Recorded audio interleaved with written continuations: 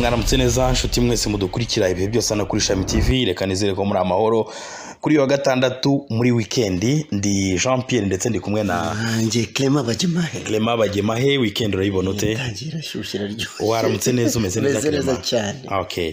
Hanyuma rero bakunzi bacu badukurikiye barabizi turihuta. Twebwe nivo babo dufatiraho ni fast. Uko bimeze rero bakunzi bacu tubafitiye inkuru nyinshi cyane ziri kuvuga mu karere k'iyaga bigari. Ariko harimo inkuru imwe yankanze. Ninyuriye kuri Twitter gutya niciriyeho ngiye ko nambona umuntu yanditse ngo burya ngo Valiste Ndayishimiye w'u Burundi ngo nuwahoze ngari umukuru w'ikiriya gihugu ngo bashobora kuba baragize uruhare mu bwicanyi na genocide yakorewe abatutsi mu Rwanda. Ako kantu nakabonye, ako kantu nigeze kumvaho nanjye narakumvise turi mu bushakashatsi bwa Gisagara. Urabyumva ukuntu bamukaga muri Gisagara abantu badukurikiye. Hari abarundi bari barahungiye mu Rwanda icyo gihe, noneho ngo bagize uruhare mu kwica abatutsi. Icyo gihe rero ngo bahise bongera barigendera mu gihugu cyabo. Ubutabera bw'u Rwanda bwashyizeho abo bantu barabavuga, donc butanga n'amazina yabo, ariko Uburundi bwaricecekeye. Rero hari akantu nibone kuri Twitter naza kugatohoza neza, bakurikirana ndaza kugakurikirana neza. Reka ko tuba tukaretse tugasimbuke kazagiye cyako, ariko nakabonye. Abwo n'abakunzi bacu baje kujya muri commentaire baratubwira basanga hari n'abafite amakuru kuturusha, ariko ndi kubikoraho ubushakashatsi menye ukuntu byaba byaragenze, kuko ubikora ubushakashatsi cyane tubyinjiremo uzabyinjiremo. Ariko Uburundi na Gisagara, Uburundi na Bugesera harimo ikintu cyadanje kijyanye n'abarundi bari mu Rwanda bica abatutsi barangiza barengera biriyambukira bigira i Burundi. None igihugu cyabo cyaricecekeye. Kandi menye ko bari bombi bari mu mutwe urwanya ubutegetsi bw'i Burundi. Yego, nta sishasha reka tuzabizeho. Reka twivugire Ramaphosa rero. Ramaphosa agire gutya yohereza ingabo muri Repubulika Demokarasi ya Kongo.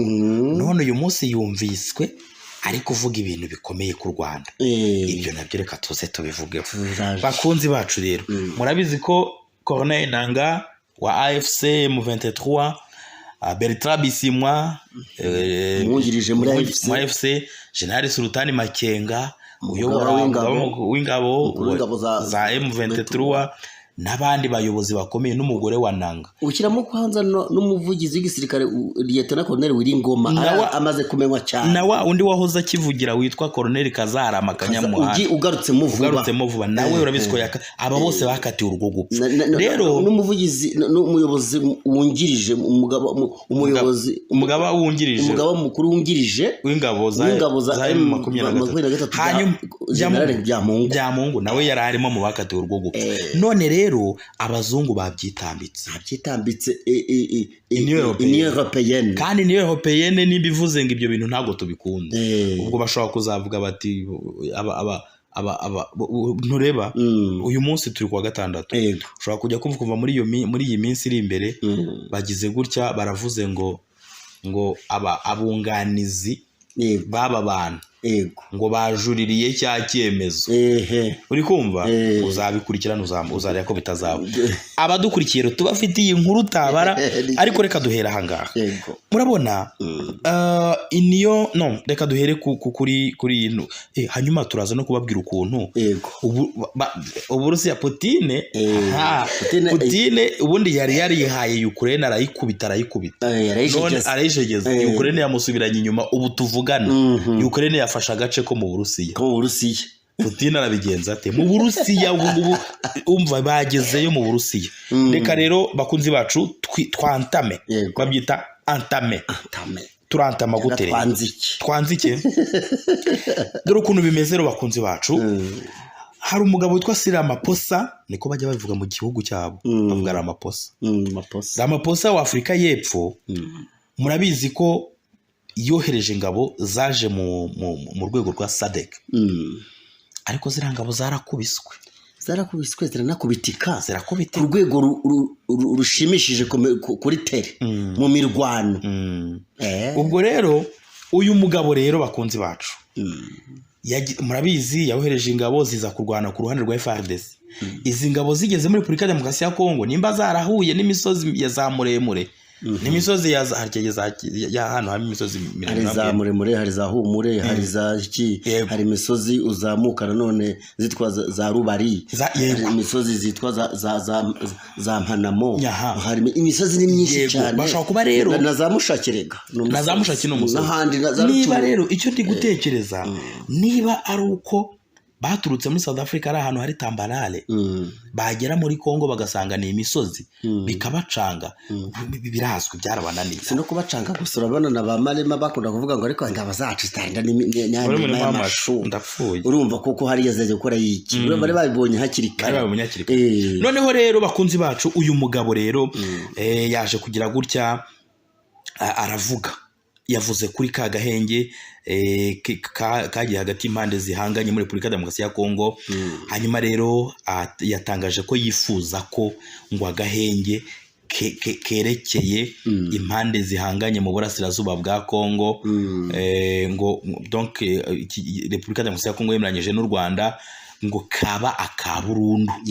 Hanyuma rero ibi byombi bigafatanya ngo mu gushimangira umubano wabyo. Ukurikira akantu ku kandi ndashaka ko hari ikintu nshaka kukubwira. Ramaphosa yari Rwanda muri Angola. Noneho yari yageze uruzinduko rw'akazi, yari yatumiyemo na mugenzi we Joao Lourenço. Hanyuma abantu bazajya bumva tuvuga Joao cyangwa Joao bajye batwihanganira, ntago wasobanura, ntago wavuga neza amazina y'ururi mutazi y'iki Angola n'intuze n'iki Espanyol n'iki Portugal bavuga n'izina Portugal. Mujye mutwihanganira tuvuga Joao cyangwa Joao, mujye mumenya ko ari perezida wa Angola. N'uruzinduko rw'uyu perezida wa Afurika y'Epfo yari yagiriye Rwanda, ariko rugira nyuma y'iminsi mike habereye inama y'abakuru b'ibihugu abakuru ba diplomasi b'u Rwanda na Kongo mu rwego rwo gushyira no gusuzumira hamwe amakimbirane yo mu burasirazuba bwa Repubulika Demokarasi ya Kongo. Muri iyo nama yo kuwa 30 z'ukwa karindwi, intumwa z'ibihugu byombi zemeranyije agahenge hagati y'impande zishyamiranye. Urabizi kagombaga guhera ku itariki enye.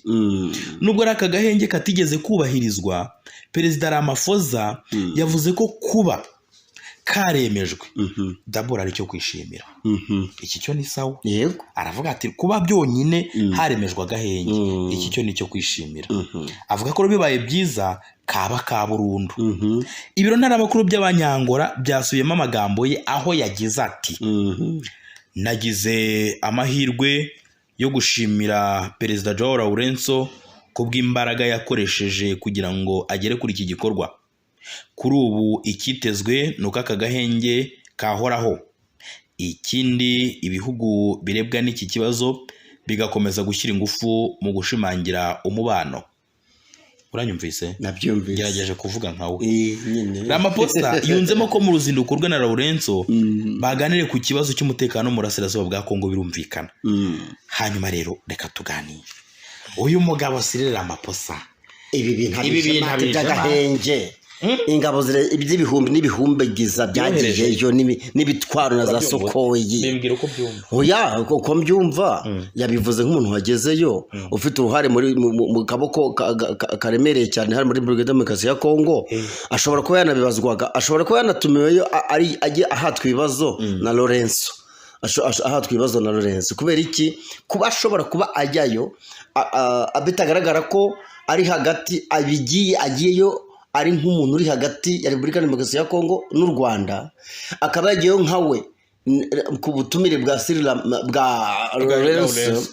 Nuvuga ngo ashobora kujyayo mu rwego rwa diplomatique mu banye bwo bombi mu kubana kwabo kombi, ariko agera akabazwa ibibazo bikomeye n'uyu perezida wa Angola uyakabivuga muri langage diplomatique et politique.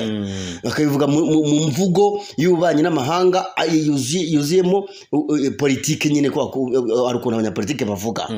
Rero kuba yarasajyanye ingabo hariya muri Repubulika Demokarasi ya Kongo rimwe kabiri, ubu akaba ari ku gitutu South Africa narya shaka bikize hamwe ririmo ryiganjemo abazungu.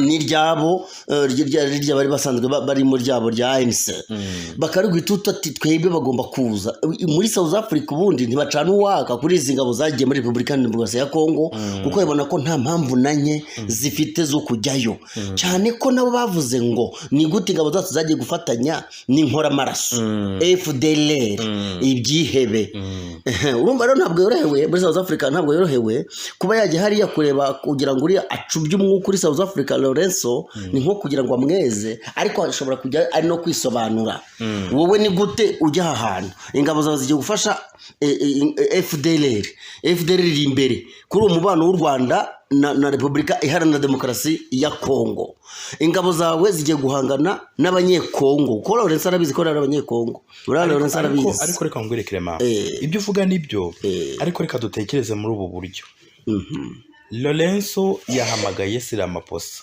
ati ngo no tuganire kuganira kwabo baganiriye ku mutekano muke uri mu burasirazuba bwa Kongo yego so icyo bivuze ni iki mu by'ukuri Ramaphosa ngo kugira ngo n'abadukurikiye baze kugira commentaire babishyira bakurikije uko babyumva yego Ramaphosa yohereje ingabo ze muri Republika Demokarasi ya Kongo zijya kurwana na M23 mu by'ukuri nimba ubyibuka ku itariki 7 z'ukwezi kwa 4 uyu mwaka ubwo mu Rwanda hibukwaga ku nshuro 30 jenoside yakorewe abatutsi uyu mugabo yaje mu Rwanda kwifatanya n'abanyarwanda ku Gisozi arahazi bahageze ku rwibutso arahava n'ibiki baganira n'umukuru w'igihugu cy'u Rwanda bavugana mubwira uko bimeze ambwira atari ko buriya bira bintu byo muri Kongo ikintu bikiramusobanurira amubwira uko bigenda amubwira M23 ari bantu ikintu uribuka ko Ramaphosa yatashye avuga ati reka mbabwire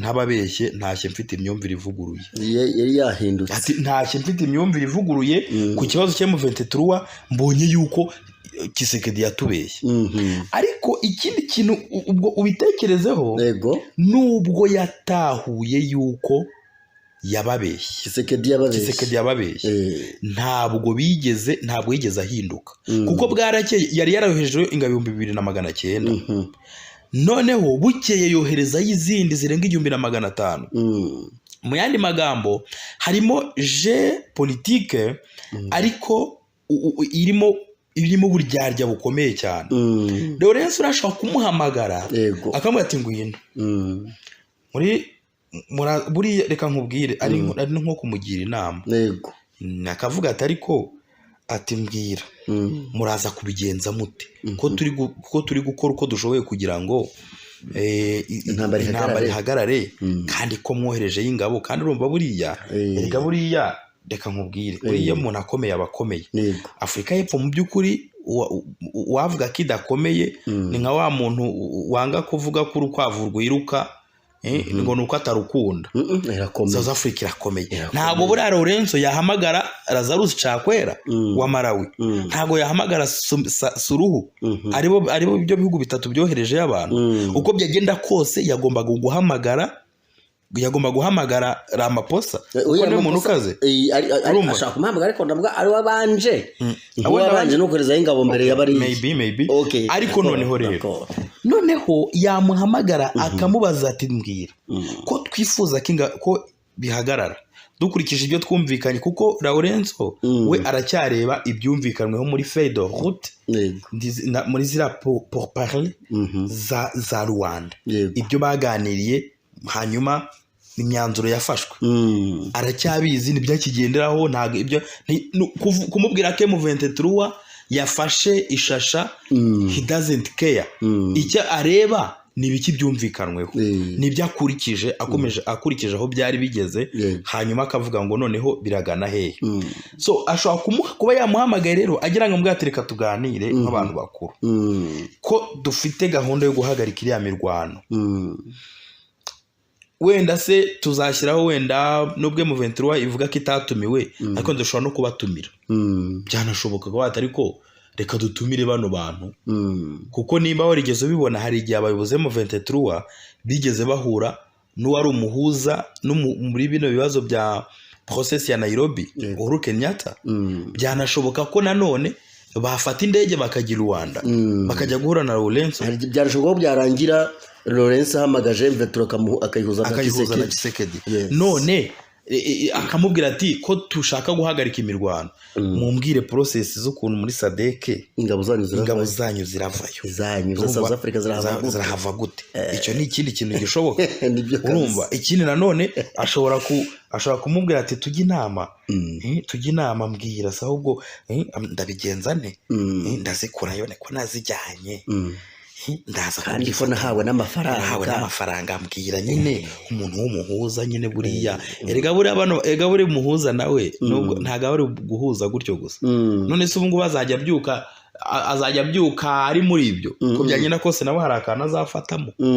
So muri make wenda yagenerwa na African Union ko kuvuga ngo nibura akamutere motivation ari bwakira abantu ari bwakira abantu sare zo zirakodeshwa ibikorwa biri bukoreshwe uko byagenda kose kino gikorwa cy'ubuhuza hari budget runaka ntago bamuvanira mwaho hari budget cyagenewe kandi ni byashyizweho na African Union. African Union ntago ikennye kuko iburiya rero iyi miryango niba tuvuze ngo African Union haba hari amafaranga buri gihugu gitegetswe gushyiramo kugira ngo bifashe mu migambi n'iterambere rya Afrika yunze ubumwe. Muri make ikintu nyine wenda abantu bari kwibaza natwe nyine twibaje nabo n'abari muri kutwumva wenda baraza kugira icyo babivugaho ni gute.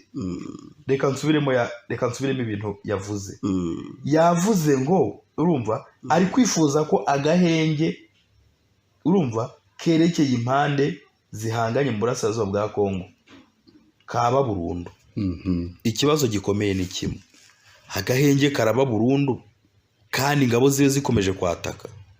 Karaba burundu se kandi zikwataka karaba burundu mekanizme ya burundu nko kuvuga se ngo M23 guma hwiri nyine umva nkubwire M23 avuga ati twebwe ntago tujya tugaba ibitero twebwe tuba twibereye ari atwiturije twajya ko tukabona ihuriro ry'ingabo za Kongo zirahuruye baraje baturasheho ibisasu kandi ko barasi ibisasu uko barasi ibisasu natwe abaturage n'ibyo kugira ngo hangirike ibikorwa remezo n'abaturage bahapfire bari inzira karengane reka natwe duhaguruke nyine turabakurikirana tukabasanga aho bari tukanahabarenza imbunda tukayicecekesha. None niba nk'uko M23 bivuga iyi coalition gouvernementale ya Congo yataka nayo irimo SADC irimo n'ingabo za South Africa nimba yataka noneho hajemo na MONUSCO nimba yataka tena nk'uko wabibonye nyuma ariko se ubundi bibyo nibiki nyuma yuko bemeranyije agahenge sinagahenge ariko no guhagarika cessez-le-feu guhagarika imirwano bura agahenge la trêve gatandukanye na cessez-le-feu biratandukanye nukuvuga ngo niba baremeranyije kuvuga ngo imirwano ihagarare categorically bivuze iki noneho Loni igahita itegeka ko MONUSCO iha SADC intwaro barwanana bafatanya kurwana ubundi nabyo ntago byumvikana ahubwo Loni yakabaye kuba yarashatse mechanisme ishimangira kwa guhagarika imirwano ariko ntitange uburyo bufasha bwo kurwana uri kubyumva ubwo rero ibyo bintu zo kubihuza tukiraho ntaribagirwa ubwo na UN nayo ntiyemera guhagarika intambara ikeneye gukomeza kurwana ku ruhande rwa FARDC na Sami DRC irimo ni SADC kuko nimba warabonye rino tangazo rya UN kuri MONUSCO ryatanzwe haratangiye cessez-le-feu yego urumva satari ikibazo ni ikibazo gikomeye urumva Loni ntagishigikiye ibyafatiwe Rwanda yego it's a problem yego nukuvuga ngo ibyafatiwe Rwanda biciye amazi kuko niho yahise sora amatangazo yayo kugira ngo MONUSCO ubundi busanzwe rega MONUSCO isanzwe irwana warubizi kangahe isanzwe ijyamo isanzwe ireberera ibogamiye cyane ku ruhande rwa FARDC niko bimeze kuko n'ubundi mu byibuka bakoranye operation bise Springbok yego noneho buriya rero reka ngo setse ikintu uzi iri jambo Springbok ubundi habaye MONUSCO yagiranye amasezerano na SADC n'ingabo za Kongo yego iyo operation yo kurandura M23 bayise operation Springbok. Noneho reka nkubwire ikintu ugiye kumvamo. Springbok ni ijambo ryo muri South Africa. Ese risobanuye inzovu. Uri kubyumva? Rero niuza kumvamo Springbok kari izina rifite inkomoko muri South Africa. Uraza kumva yuko byanze bikunze. Uraza kumva ko byanze bikunze SADC ari yiri inyuma y'iyo operation. No, SADC South Africa niyo ya initiator, iyo initiateur iyo operation ya MONUSCO. Uvuga South Africa akomeje kuba muri MONUSCO kuva kera. Yego. Kari MONUSCO rega yagiye gukora operations zitandukanye contre M23 subwambere. Ahubwo babikoraga rwihishwa. Ubu iyo yabwiye ngo bikora ku mugaragaro. Ubu waremera. Ku mugaragaro. So muri make rero twari turi kuvuga ku rugendo Cyril Ramaphosa wa South Africa yagiriye Angola, Rwanda, akagana na President Joao Lourenço umuhuza mu matata ari hagati ya Repubulika Iharanira Demokarasi ya Kongo n'u Rwanda. Amatatire hagati ya Repubulika Demokarasi ya Kongo n'u Rwanda tena na M23. So ariko turi kwibaza réellement ni iki cyamujyanyeyo. None nk'umuntu ufite uruhare rukomeye muri kubera muri Repubulika Demokarasi ya Kongo. So hanyuma sitwakimuka. Yego twakwimuka cyane. I mean M23 abayobozi bayo bakatiwe urwo gupfa. Rwose birazwi umuyobozi wa AFC bwana Corneille Nangaa, umuyobozi wungirije bwana unyibutsa umuyobozi wungirije Bertrand Bisimwa, umuyobozi wa gisirikare General Makenga, umwungirije bya Mungu n'abandi n'umugore ni benshi nani na Kanyuka, Lawrence Kanyuka umuvugizi bya politike, Lieutenant Colonel Wiringoma umuvugizi bya gisirikare bose n'abandi. Aba bantu bamaze gukatirwa ubwo gupfa rero murabizi ko Nangaa yabivuzeho aravuga ati rero reka mbabwira ati ahubwo bazasaba imbabazi zabireye nitumara gufata Kinshasa bazaza basaba imbabazi. Hanyuma rero umuryango w'ubumwe bw'ibihugu by'i Burayi Union Européenne umaze kumva mvuze ngo umaze kumva mpita nibuka yandahiro yo mu murenge ngo maze kumva icyo amategeko ategeka bashyingiranwe unemeye urumva neza nuko rero umuryango umaze kumva ibyavuye muri iyo mishyikirano muri urwo rubanza imyanzuro y'urubanza by'igihano cy'urupfu ubutabera bwa Repubulika Demokarasi ya Kongo buheruka guha abayobozi b'ihuriro Alliance Fleuve Congo. Rero aba donc reka mbanze gato nsubire mu ya mazina ntago nayavuze neza. Abahawe iki gihano harimo General Sultan Makenga, harimo General de Brigade Byamungu Mahesh Bernard wungirije, harimo Lieutenant Wiringoma uvugira M23 mu gisirikare. Yego, harimo Corneille Nangaa ukuri ihuriro AFC, harimo na Bertrand Bisimwa umwungirije ndetse n'abandi. Birazwi ku rukiko rwa gisirikare rero rwabakatirwa gupfa batandatu bazwa mu mutwe uzwi nka Force de Progrès rwahamije ibyaha birimo kure mu mutwe w'abagizi ba nabi n'ibindi. Rero abo mu ishyaka EDPS rya Perezida Felix Tshisekedi bazize igitero baherukaga kugaba ku rugo rwa Joseph Kabila wahoze ari perezida wa Kongo. Nta kintu bagize, ntacyo bakatiwe. So byibuka se ko bavuze yuko ngo urukiko rudafite ubushobozi ngo kubaratwara ko arabamineri. So rero Union Européenne mu itangazo yahise isohora yavuze ngo ni ngombwa kwemeza uburenganzira bwo kuburanishwa mu buryo buboneye no kubahiriza uburenganzira bw'uregwa hakurikijwe inshingano mpuzamahanga z'amategeko Repubulika Demokarasi ya Kongo yemeye gukurikiza. Reka mubwire uko yakomeje tubivuga. Union Européenne ati nanone irashimangira byimaze yuko idashyigikiye igihano cy'urupfu mu bihe byose. Igihano cy'urupfu ntikijyanye n'uburenganzira bwo kubaho. Ikindi cyo ubwacyo ni ubugome, ntikirimo ubumuntu kandi gitesha agaciro, gihamagariye kudatanga byimazeyo agaciro kwa muntu, ntigikumira ibikorwa by'ubugizi bwa nabi, kandi gituma ubutabera butubahirizwa uko bikwiriye. Wabyumvise? Union Européenne yavuze ko ihangayikishijwe no kuba abakatiwe kiriya gihano mu minsi iri imbere bazicwa, bijyanye no kuba muri uwo mwaka Repubulika Demokarasi ya Kongo yarasubijeho igihano cy'urupfu.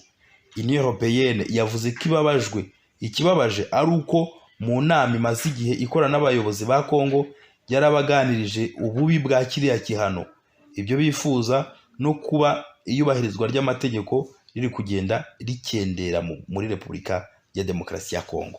Clement Bagemahe, mikoroni yawe. Mwakoze cyane. Ibi byose birumvikana cyane bijyanye na Union Européenne. Union Européenne bareberera ku rubifa vuga ko iyi gahunda y'inama y'amategeko urumva ko bagiye banabaganiriza kuyikubita hasi cyangwa se kubyamagana. C'est avec raison parce que uburenganzira bwo kubaho ku isi ibyo kwica no gupfa byavuyeho.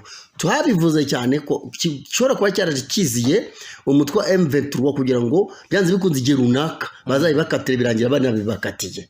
No kuvuga ngo rero kandi Union Européenne agaragaza ko gufata ukwica abantu siko kurangiza ikibazo kijyanye n'abantu bashobora kwigomeka ku butegetsi. Umwe ashobora kwigomeka ku butegetsi bitewe n'impamvu zitandukanye, ariko ibyo kuza gupfa ntibibemo. Hano rero Kongo igiye guhangana na Union Européenne. Hano Union Européenne tayari iraza kubyivangamo, tayari yabyivanzemo kugira ngo habeho kwa kubahiriza ikiremwa muntu ku rwego rw'isi. Byibuze abangaba bazanya agahenge ku bijyanye n'ibihano abayobozi M23 bahawe nyuma y'uko Kongo yashyizeho iki cyaha, yagaruye iki cyaha ifite target yabitagetinga. Bivuga ko rero ubu byivanze, bivuga ngo iby'inkiko zanzuye biravugurujwe. Hanyuma rero reka nkubwire tukiri kuri ibyo niba wabyumvise neza, reka nkubwire itangazo kiriya gice cya mbere ukuntu kivuga. Niyo yavuga ngo ni ngombwa kwemeza uburenganzira bwo kuburanishwa mu buryo buboneye no kubahiriza uburenganzira bw'uregwa hakurikijwe inshingano mpuzamahanga z'amategeko Repubulika Demokarasi ya Kongo yemeye gukurikiza. This is what it means. Ibi bivuze iki? M23 n'abayobozi bayo bacira urubanza rya Boro badahari. Yes. Cyo ni cyambere. Icya kabiri ntago bigeze bahabwa uburenganzira bwo kwiregura.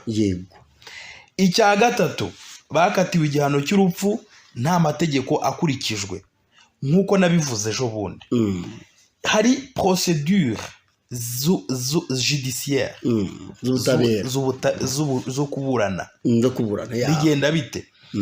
Harabanza hakaba kuvuga ngo umuntu arakekwaho icyaha. Yego, icyo icyaha akekwaho hari abushinjacyaha burakimushinja. Taboro babanje none barangiza kukimushinja, hakabaho kukigenza, bakagenza gake gake bakara niba ko karibyo. Icyo gihe iyo umuntu ahari arafatwa akabashyizwa ahantu mu gihe gito mu gihe biri gukurikiranwa, hanyuma noneho akazagira gute, akazaburana ahibereye. Iyo adahari hashakwa umwavoka, sibyo, umwunganizi mu by'amategeko, ariko yaba yihitiyemo cyangwa se umuryango we wahisemo. None umuntu Repubulika ya Demokarasi ya Kongo ivuze ngo aba bantu barashinjwa ibyaha ibi n'ibi, bahise bashyiraho urubanza baruciye mu byumweru bibiri rwari rurangiye. Abavoka bavuga ngo nabunganize mu by'amategeko bashyizweho tena n'abarega bashyizweho n'umushinjacyaha. Wowe umuntu aragushinja arangiza akakuzanira no kuburanira kandi barangiza bagahita batahana no mu modoka, bahita batahana bati tubisoje se tutahe tuzagaruke tujye gufata akantu tuzagaruke. Ibyo bintu ni nk'imikino, ni théâtre. Ni ukuvuga ngo nibyo nyine Union Européenne yavuze ngo birakwiriye ko hakurikizwa ubutabera mpuzamahanga. Ni ngombwa kwemeza uburenganzira bwo kuburanishwa. Jewe ndi kuburanishwa, uburenganzira nkeneye kugira, erega mfite uburenganzira. Noneho rero uko byagenda kose ibintu byo kuburanisha umuntu adaharuka mukatira ukanamwica, ubu ngubu kuri bo baranapfuye. Icyo ni kimwe. Icya kabiri, iki gihano cyo gupfa, cyo kwica, ni igihano ubundi iyi Repubulika Demokarasi ya Kongo, reka nkubwire Clement, ibi bihugu rero byacu byo muri Afurika, bano bazungu baba babiganirije rero, dore ibintu n'ibikurikiza ABCD ibihugu bigisaba bikijya gusaba i Burayi, ubundi baba bigomba kumva nyine nicyo ubundi. Reka nkubwire, nusaba iyo usaba uba uri hasi nyine, niko bimeze. Iyo usaba uba uri hasi y'usaba. Ntibivuze ngo niba uri kumusaba, nimba ushaka akaguha iki, akavuga ati icara hasi, yaraguha amabwiriza, icara hasi mu itaka niko nkiguha, urabyemera kubera ko urabikeneye kandi uri gusaba, kandi urimo urasaba. Mu yandi magambo rero, kuba Repubulika Demokarasi ya Kongo yaragaruyeho kino gihano, wenda kuko nk'uko twabibonye yakigaruyeho kubera bano bantu baya mu 23, ariko mu by'ukuri igihano cy'urupfu kuri Repubulika Demokarasi ya Kongo, noneho bagira ibi bihano bazanye nabyo byaje mu buryo bagaruye byaje mu buryo budasobanutse. Ikindi nshaka kukubwira, ibyaha bakoze babikoze iki gihano kitaraza. Uri kubyumva? Erega buriya ntureba ko bavuga yuko ngo ibyaha babashinja n'abatekinisiye baravuze ngo ibyaha babashinja ngo babikoze guhera 2021. Urumva? No ngo babihera kada. Baravuga ngo ibyaha bashinjwa babikoze guhera mu kwa mbere uyu mwaka. Uzi impamvu bagira ngo bahita babimacinga neza n'igihe bagaruriyeho igihano cy'urupfu. Yego babihuze kugira ngo ahubwo nananga ajyemo. Wumvise nananga ajyemo kuko ndetse na Colonel Kazarama ajyemo, niyo target bafite. Kandi birazwi yuko Repubulika Demokarasi ya Kongo nako bano bantu bo muri 2023 batangiye kurwana kera. Ni kera rwose. So muri make rero Union Européenne n'abazungu bafite itegeko batera inkunga Afurika, nimba bavuze ngo turabyanze, reka twitege ikiraza gukurikira. Oyo umenye ko n'ibihugu byinshi byo muri Europe ari byakoronije ibihugu byinshi byo muri Afrika na nubu. Ubwo rero reka turize kureba uko bizagenda, ariko nk'uko nabikubwiye ntibizagutangaza ejo wisanze Repubulika Demokarasi ya Kongo bati babunganize mu by'amategeko, babavoka basabye ko habaho kujurira. Barimo bakavuga ati twabaye tugikuyeho. Ubundi igihano cy'urupfu ntago ari sawa. Iyo wishe umuntu ntago yisubira. Kandi kwica umuntu hari amasezerano yo guhagarika intambara, hari ibindi process ziri gukorwa muri diplomasi, bihita bicanga abantu bamwe na bamwe batabibona, ariko harimo imikino ya cyana. No kuvuga ngo harimo imishyikirano, harimo kuganira, kabone nubwo bataganira na M23, ariko ibyo baganira bituruna autour ya M23 na AFC. Raison pour laquelle iyo bavuga ngo c'est le fait ihamwe Amerika iri gutegeka, no iri gutegeka c'est le fait hagati y'abapfuye n'abazima. None se Union Européenne akakanya iyo ije ivuguruza iby'inkiko zanzuye, kuko bino ndakubwiye ko iby'inkiko zanzuye ntabwo bihuye na realite politique ya Kisekedi, kuko babaye nk'abavuguruzanya. Kubera iki babakatiye nk'abaki? First of all babakatira nk'abaki, kuko ntabwo ukatira umuntu afite umwirondoro. Ntabwo bibaho. Bisaba kuvuga ngo uyu ni mwene nde utuyeho ukora iki unuwahe. Hari nyuma noneho dore ikindi kintu gikomeye. Buriya mu rubanza nimba waragiye ubyitabira n'iki, ariko by'amategeko urabiyumva. Abadukurikiye babyumve, mu rubanza buriya mbere ya byose barabanza bagasoma umwirondoro uregwa. Barangiza bakamubaza bati urabyemera? Uyu ni wowe koko?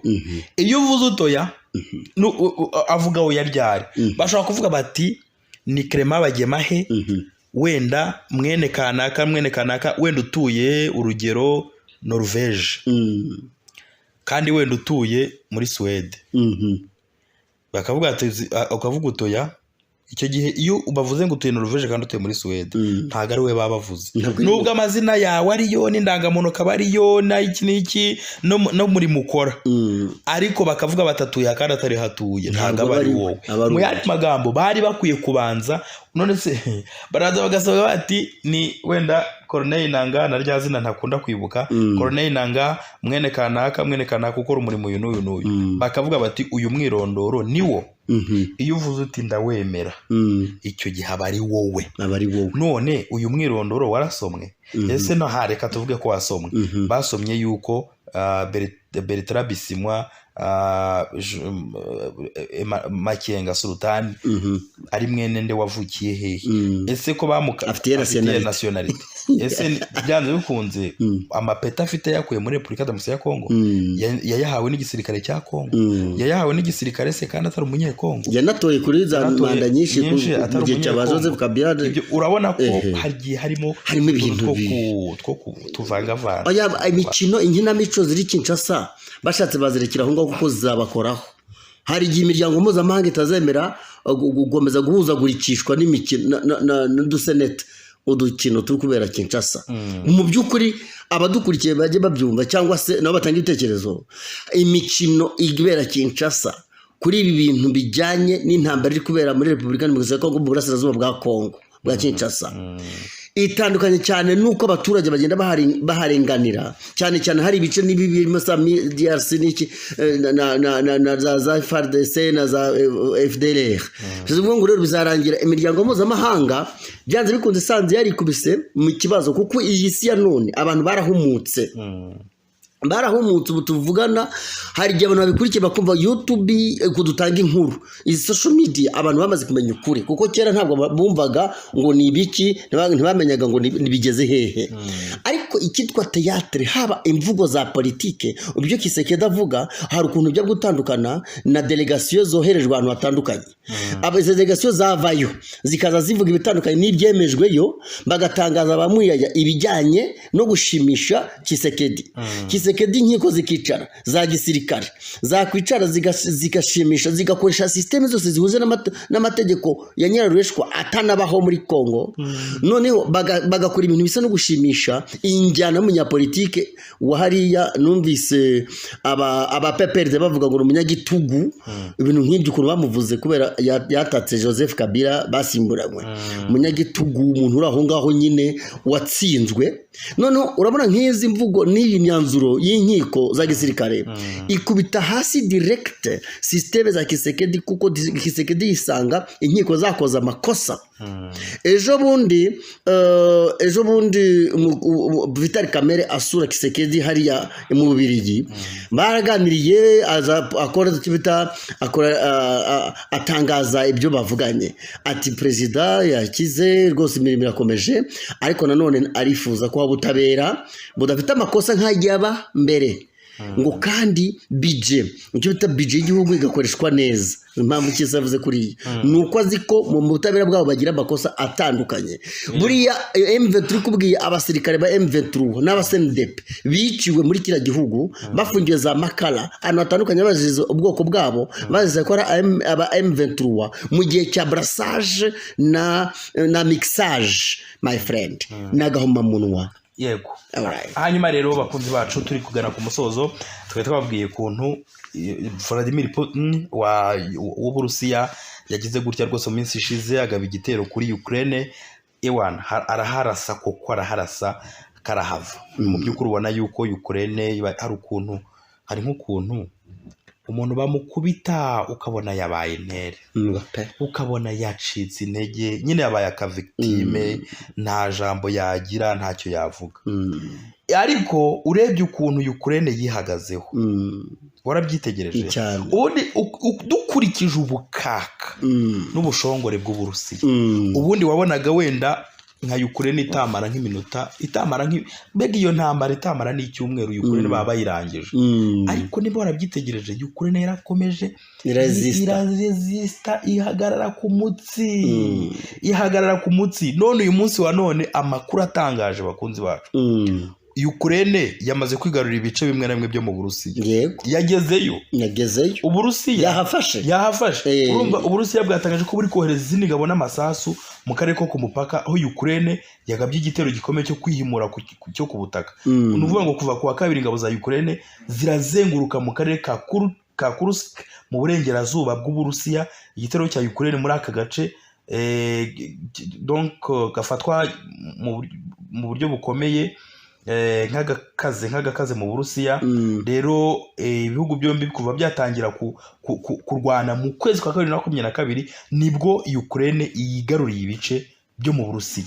Hanyuma rero inshuti bakunze bacu mudukurikiye, Minisiteri y'Ingabo y'u Burusiya yatangaje ko bwohereje ibikoresho bya gisirikare birimo ibyo gukoresha mu ntera za rokete, ibisasu bya rutura, ibifaru na za burende, hamwe n'amakamyo aremereye kugira ngo bikaze ubwirinzi mu karere, kuko nk'uko ibitangazamakuru bya leta byabitangaje ingabo za Ukraine zijya ku 1000 hamwe n'imodoka za burende zirenga 20 n'ibifaru byagize uruhare mu gitero ku ikubitiro.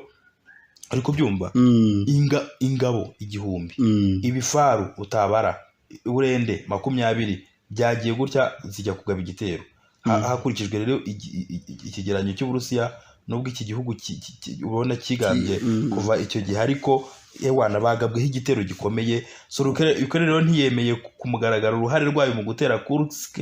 Icyakora Perezida Volodymyr Zelensky mu ijambo yavuze ku wa kane yatangaje ko Uburusiya bugomba kumva ingaruka zo kuvogera kwabwo. Nuwango yabaye ati muzumva ingaruka.